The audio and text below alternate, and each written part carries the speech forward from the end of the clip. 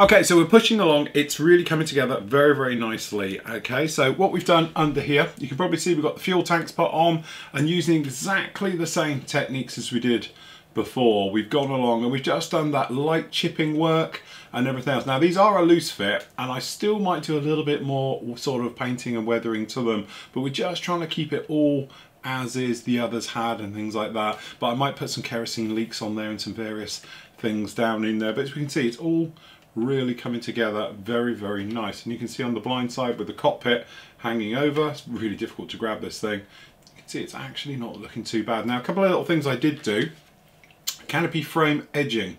Okay, we've gone along just a little bit of metal colour, steel to be honest, and we've just popped along and just done the edges and this lower edge just down in here just to make it up. We've also done a little bit of chipping work just around the actual edge of the cockpit, up here around the canopy and all those areas like that. So actually we're not looking too bad in the great scheme of things. I've put the cover on the moment for the engine, we'll take care of that a little bit later. The problem you've got with this thing is that you can't grab the front as you normally would to rotate it and move it around everywhere, because obviously we've got this nightmare on the front, okay, which so far I've only caught it once, which is pretty good, but seeing as I haven't really moved it, that's not going to end well, I know. Now, next thing up, we've got the actual aerial system. Now, the aerial system on this is aircraft specific. They tend to be a little bit different with different versions. Our version we got down here is no problem at all.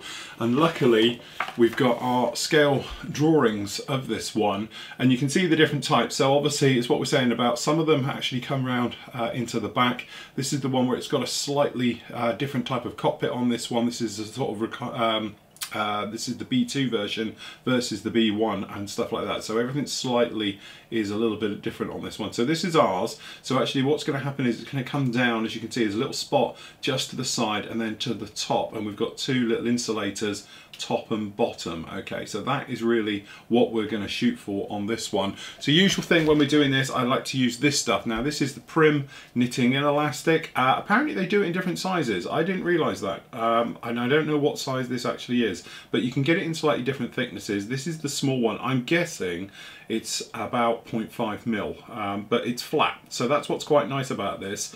So if you pull it a little bit, it looks pretty much round, but it is actually flat. It's really easy to use. And to be honest, I've been using it now for the last, wow, 5 years. Obviously it lasts forever. Big things that I've done with it that you think, okay, it's elastic, perhaps it might perish, perhaps it might shrink. Perhaps it might just fail in general. Honestly, I've got models down there that have all got them on. The biggest one we used with this one's the first time I actually used it was with the Sopwith triplane, and I used it for all the rigging. Now, if you remember rightly, that actually got semi-destroyed in an accident last year. Actually, it held it all together. It's what made it work. So I literally just pulled it off, put it back in, none of it failed whatsoever, and it's still as good in there in the cabinet as the day it went in. It's still got its stretchiness. I can't say that word. Okay, so it can still sort of bounce around and everything else like that. The reason I like it is because if you want to, you can have it as a sag finish and you can leave it hanging around. But if you need a taut line like we do, it's great because you don't have to have it perfectly taut. You can just stretch it a little bit, put it on, and it's absolutely great. And it's very, very forgiving as well. It's easy to use. You can use super glue with it, use PVA glue with it, and you can paint it with anything from hot lacquers right the way down to acrylics and everything else like that. And it's pretty stable throughout absolutely everything. So what we're going to do is, first of all, we need to drill our hole. Okay, so we are only going to need a very, very small drill bit for this one. So we're going to use this little guy, which is, I can read it, okay, this is 0.5. Okay, so this is 0.5 mil, and we're just going to pop this little hole in here. Now this is easiest way to do it. You've got the little holes on the side down here, but basically it's the center of this panel as it works its way up, and it's just going to come in right there. Okay, so again we're just going to put a hole right the way through. Okay, and the reason we go right the way through is so, without scratching it, we can just dunk the line right through it. Okay, now this one is a little bit big. Okay, if you wanted to, you could just put a little divot in there, but I prefer to go right the way through. Okay, okay, so you've got a nice small little hole in there like that. Then we're going to come up with our thread. Okay, so our thread, just cut tons of it. It doesn't have to be neat, tidy, close, anything like that. Okay, so we just have this here. So you've got a couple of options with this as well. Do you want to actually come in and put a little bit of glue in there? The trouble is you won't be able to push it in. Do you want to put this in first and then a little bit of glue? You know, obviously it's personal choice exactly which way you want to do this one. What I tend to do is, we'll just see if we can poke this in the hole. If I didn't have such a shaky hand, this would be a lot easier. Okay. But it does tend to be just a little bit of a...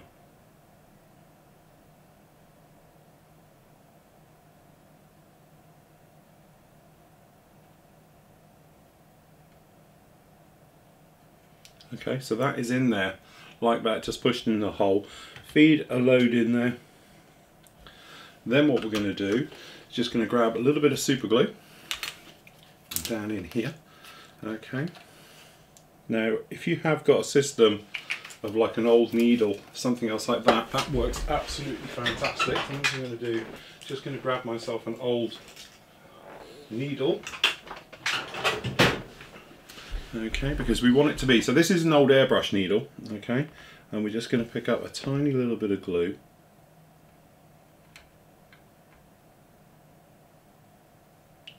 And then hopefully we can just poke it in without it grabbing onto the needle, which it has done. Scrap that, try again. This is one of those things where you hold your breath and you try and get it in.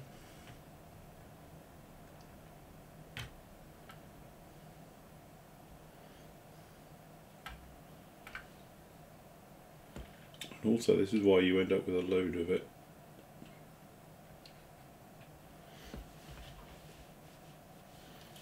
Okay, so let's just try that again.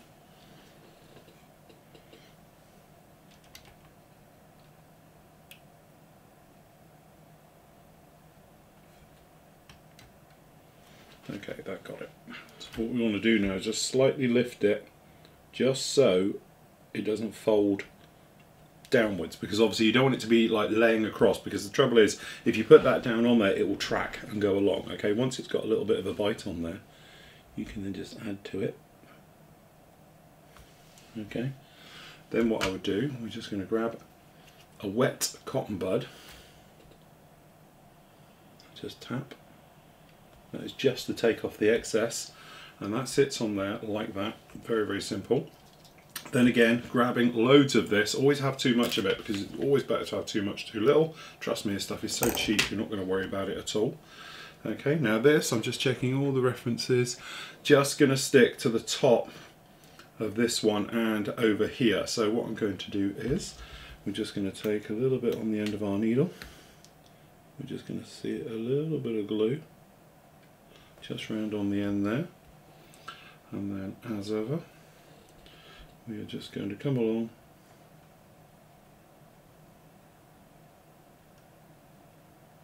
and we slightly pull and we just hold to the side, and then it will stick, and it goes in literally just like that.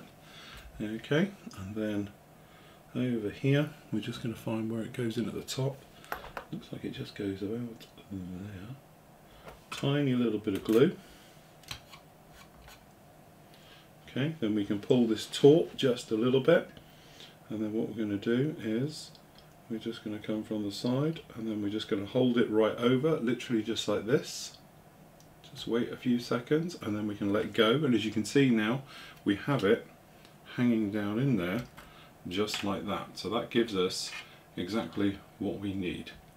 Okay, so that is exactly what we want. So that can all be drying and doing its bit. Okay, then this guy is just going to come up 90 degrees and it's going to glue right the way across. So again, we just grab the bit on here. Okay, so we're looking about the 90-degree pull. Tiny bit of glue. Just going to pull it over. Tiny bit more glue. Okay, and then we just let it drop. Move the glue out of the way. Okay, grab yourself your very sharp scissors. And there we go, we can just cut these to length. You can obviously use a knife if you wanted to, but to be honest I just find this a lot easier. And there we go, that's our aerial system put in. Sorry, my camera's not going to want to focus in the right area, but there we go, that's in there like that, and we can tidy those up properly in a moment. Alright, so usual thing with this, we've covered it before in a lot more detail than doing this, but what you can actually do is just come along with metal type finish. So down here we've got stainless, which I think might work quite well. Now the reason I like using the lacquer ones is if you look, the lacquer will physically sort of bobble around on this guy and it sits in, but just remember, don't rub it, because what happens is you'll get bits flying off everywhere. So you just need to do both sides of it, literally like that, and then we're just going to come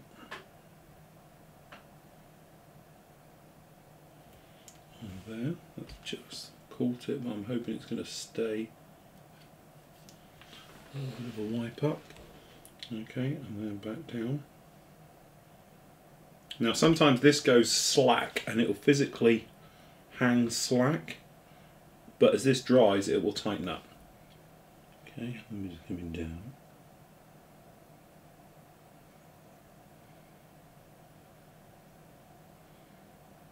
You can see that middle one's gone a little bit slack, so what I'm going to do is turn it down, make sure we've got both sides all painted and covered.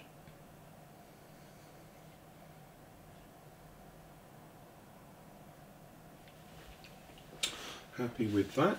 Okay, so we'll just let that dry, and then if we show you on here, hopefully you can see. Get the camera to lock him. Come on.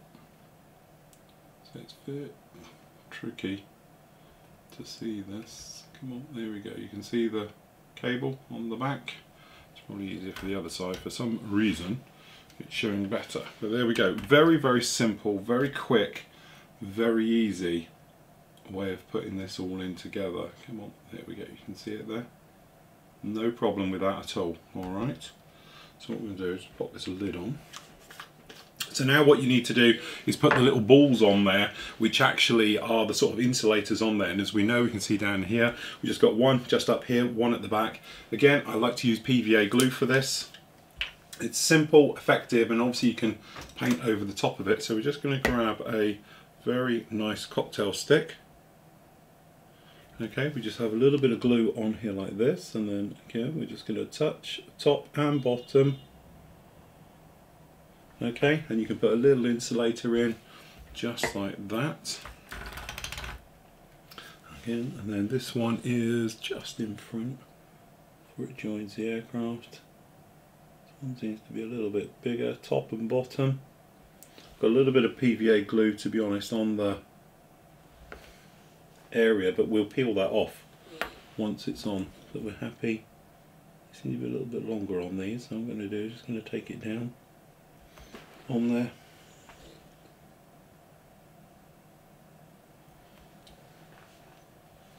See this one here, it's gripping it and taking it where we don't want it, so we're just going to take it off.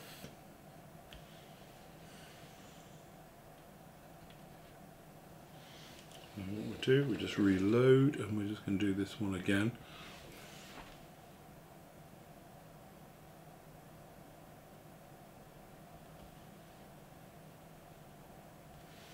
So there we go. And what happened is, hopefully that will sink, it usually does, sink south, and we'll all be good to go. Alright, so that's those on there, literally just like that, which finishes that little guy off. So again, if you do want to clean that up, then obviously you can paint it up and do the things to it like that. So last up, we've actually just got the aerial. So we've got this big, I think that's a like a VHS aerial, goes on the bottom. We've got this small little one, which is the pitot tube, which isn't exactly brilliant, but that's going to fit in up here, which will just be plug-in fits, and then we'll be good to go for the final reveal. So we've just got a couple of little tiny touch-ups we're going to do with this one. Just little bits in the cockpit that I just want to take care of, make sure they're all good. We'll get those pitot tubes put on, the aerials put on, and we'll be ready for the final reveal.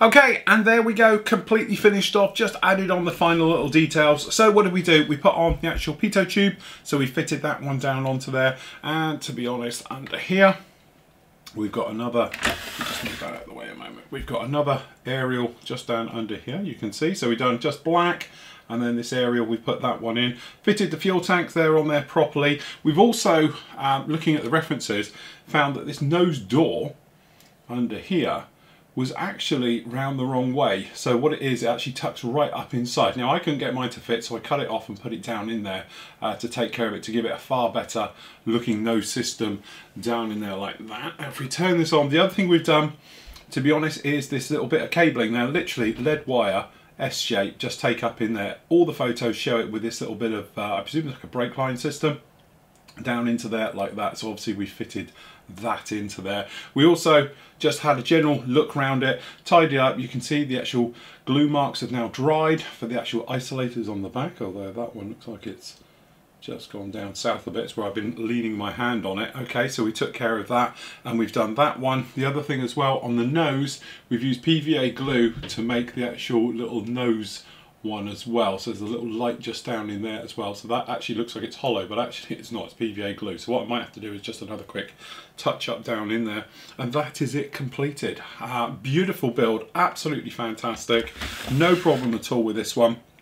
The great thing about this particular build is it's Revell. Okay, now the thing is with Revell, everybody always says, oh, they're just cheap and, you know, they're clunky and everything else. I really like them. When you're talking bang for the buck, and when we mean like that is like, you know, value for money of a kit, I think they're really, really hard to beat, because you get something to start with that actually isn't too far off being a really, really nice kit. Just needs a little bit of help. So in that case, you can come in and you can add a few little refinements to this. So for instance, for this one, very straightforward, we just went in and did a colour photo etch set for the cockpit. Really, it's all it needs. It's absolutely beautiful down in there. The seat belts as well, using those particular ones, again, I really like the way they work. These new steel seat belts are all in one colour. They just give a very nice three-dimensional look to everything down in the cockpit. We use tyres, to be honest, the Aries tyre set for this one, and obviously we use the actual photo etch aerial set, but actually the kit parts aren't too bad. I got those well before we actually even the kit turned up, purely because I thought it's going to need it. Really, hindsight says it doesn't. Yes, the aerial set is very nice, a lot more scale effect, but again, bang for buck, I think you could probably thin them out and make it look just as nice without any problems at all. A lot of the work on this one was a case of making sure everything is seamless. So again, a few little tips and tricks went down during the build of this one. And then a lot of it was using our new way that we do things, like we've done underneath here, is where we actually don't use any clear coating or anything. It's all polished up and put in. So we've got this nice worn look underneath the actual model, as you can see it down in here. It's very, very nice. It gives a nice subtle finish with no problems. You've got shine where you want shine, you've got dullness where you want dullness, okay? Working our way right the way through this entire build. Again, using polishing sticks to give us different types of weathering effects. So obviously going from nice and flat to very, very shiny to almost glossy, so forth and so on. So again, a few little tips and tricks to pick up during that one. And then the main thing about this one was doing mottling. Now, it's what we learnt, that actually you need your airbrush to be flowing very, very nicely, and to be in a situation where you've got total confidence in your paintwork. So when you pull that trigger, push that button down, you're going to get what you want, and the same every single time you do it.